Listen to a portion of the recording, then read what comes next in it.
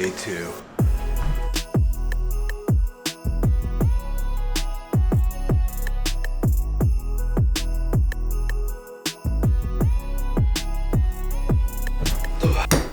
Had my morning coffee, went to some of my morning meetings, and answered a bunch of emails. Which means I can now turn my attention to you guys and the vlog. So, what to vlog about today? I have no clue. One thing that I notice every time I try to do a daily vlog is how messy my apartment starts to get. Combine that with the fact that now I work from home, my wife works from home, Christmas gifts are starting to come in, we're getting deliveries every day, and what you don't see, pretty much everything off, slightly out of frame, is pretty messy. So I'm gonna give you guys a little tour of what was my dining room and is now just an office space. I have a feeling that if I continue daily vlogging, one of those tables is just gonna start to get even more messy as it becomes like a charge table and a prep table for whatever equipment I need for the day. I got some time right now, so let's go clean that up. This desk has been a complete game changer for me. The fact that I can do this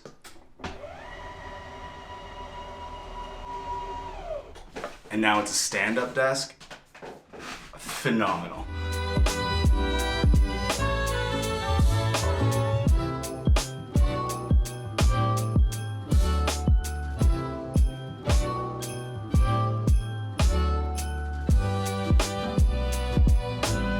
All right, I think that's better.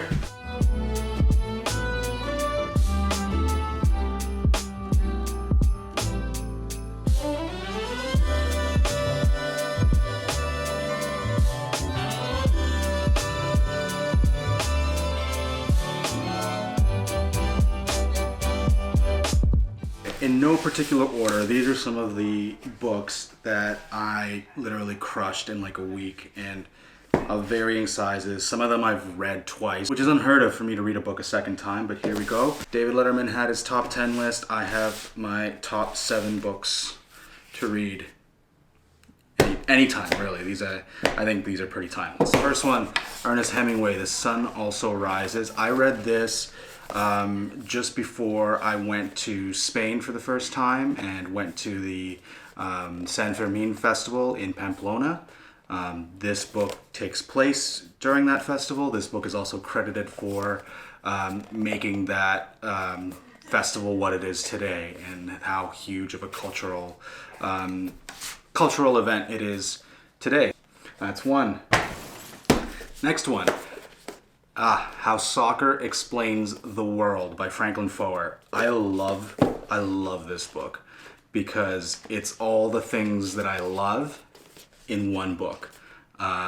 Soccer, football, history, culture, and gives some historical context about the culture around those clubs. Really interesting book. Highly recommend if you're a football fan or if you're a history buff, especially if you're both. Amazing, amazing, amazing book. Bossy Pants by Tina Fey. This book is hilarious. Tina Fey is one of my favorite comedic writers. She did 30 Rock, which I think was an absolute masterpiece, and kind of rode the success of that and turned it into this book. Bossy Pants, hilarious, hilarious book by a very, very funny woman.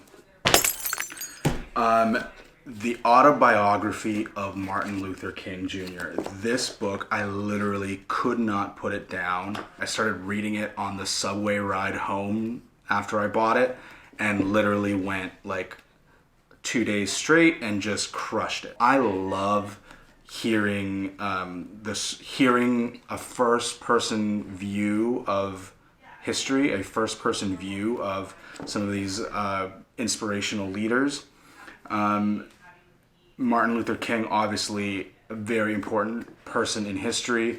The book is sort of a compilation of his writings and his speeches, since he was assassinated before he actually had the chance to write a proper autobiography.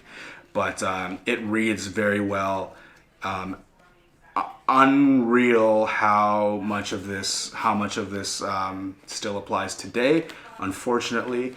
But very, very interesting thoughts on history, race, culture, religion, and how all that kind of ties together in America. I'm not going to toss this book to the side because this is absolutely one of my favorite books of all time. This one gets gently put down to the side. These next two books are so well written, and this one in particular, Creativity Inc., is the story of Ed Catmull's autobiography and the story of Pixar. I worked for many years in animation. I worked in television and film. So a lot of these stories resonate with me. The way they craft their stories, the way they place their importance on stories, how they've developed the philosophy around how Pixar tells stories is absolutely incredible. Makes for a very interesting read. A lot of really cool stories on how computer animation and 3D animation developed into what we know today. Creativity Inc. Highly recommend. Great book. But even better than that, and I didn't think I would love this book as much as I did, Shoe Dog by Phil Knight. Again, this is one that I crushed. If I didn't know better, I would think this was already scripted for like a movie, because it's just, there's so much drama and tension. So many instances where Nike could have ended before it even started. Shoe Dog, Phil Knight, a memoir and the story of Nike. So yeah, those are just some of my favorite books. Those are really the ones that I've just really kind of just crushed through. And I'm not a huge reader. Actually, wait, there's one more that I'm currently reading right now that I'd be remiss if I left it off the list. This is like the soccer book, but with food. So this is The 7 Culinary Wonders of the World by Jenny Linford.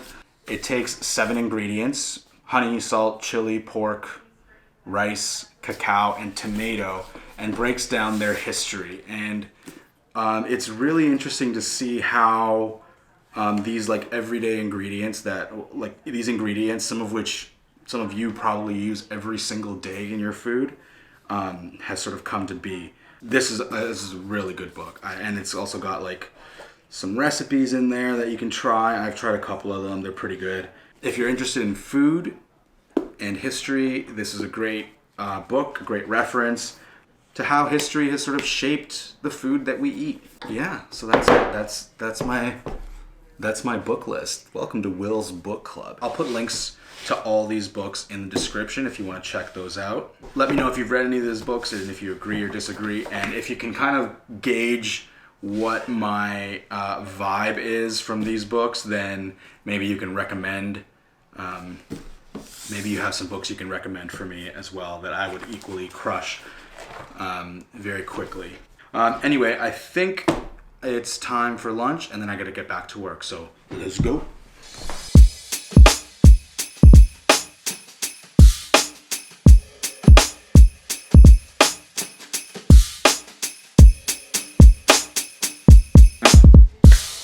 That is the end of the workday, and I will say I hope you guys had a great day. Hope you enjoyed the vlog, and we'll see you again tomorrow. Peace.